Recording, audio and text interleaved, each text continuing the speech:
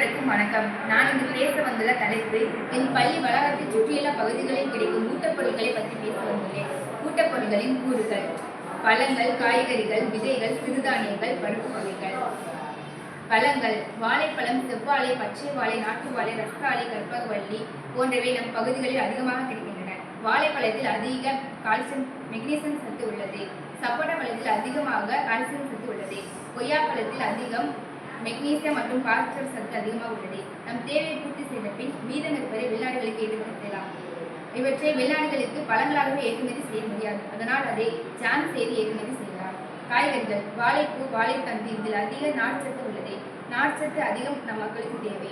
வெண்டைக்காய், இதில் அதிகம் சோடியம் சத்து உள்ளது. தக்காளி அதிகம் நம் ஊரில் கிடைக்கிறது.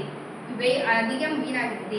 இதை வெளிநாடுகளுக்கு, வெளி மாநிலங்களுக்கு ஏற்றுமதி செய்வது கடினம். இதனால் இவை அதிகம் கிடைக்கும் பகுதிகளிலேயே ஒரு தொழிற்சாலை அமைத்து சாஸ் உற்பத்தி செய்து மக்களுக்கு வேலைவாய்ப்பை தந்து வருமானத்தை அதிகரிக்கலாம். நம் ஊரில் கிடைக்கும் காய்கறிகளை வேர்பூச்சி செய்து வெளிநாடுகளுக்கு ஏற்றுமதி செய்யலாம். விதைகள்: வேப்பமுத்து நம் ஊர்களில் அதிகமாக வீணாகின்றன. வேப்பமுத்து மற்றும் ஆமணக்கு இந்த விதையிலிருந்து எண்ணெய் தயாரிக்கலாம். பருத்தி விதையிலிருந்து பருத்திப்பால் தயாரிக்கலாம். விதைகளை சேமித்து உலர்த்தி வெளி மாநிலங்களுக்கு ஏற்றுமதி செய்யலாம். சிறுதானியங்கள்: வரகு, திணை, கேழ்வரகு, கம்பு, சோளம், குதிரைவாளி, முதிரை, சாமை, இதில் அதிக மேக்னீசியம் சத்து அதிகமாக உள்ளது. இவற்றை உலர்த்தி வெளிநாடுகளுக்கு ஏற்றுமதி செய்யலாம். மேக்னீஸ் சத்தை பற்றாக்குறை விளைநிலங்களுக்கு ஏற்றுமதி செய்யலாம். பருப்பு வகைகள்: உளுந்து, பாசி பருப்பு, கொண்டைக்கடலை, துவரம் பருப்பு, இதில் அதிக புரோட்டீன் சத்து உள்ளது. இதை நம் மக்கள் அதிகம் உண்பதில்லை.